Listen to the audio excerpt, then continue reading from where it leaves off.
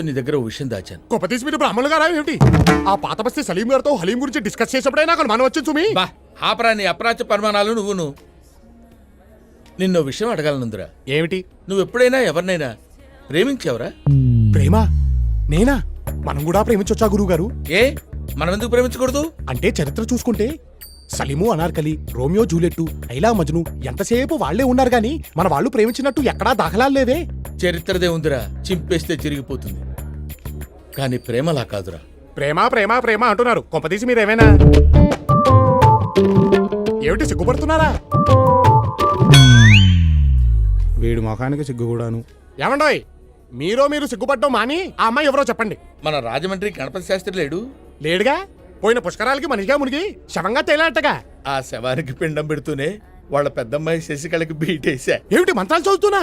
నోరు మంత్రాలు చదువుతుంటే ఖాళీగా ఏం చేస్తారా?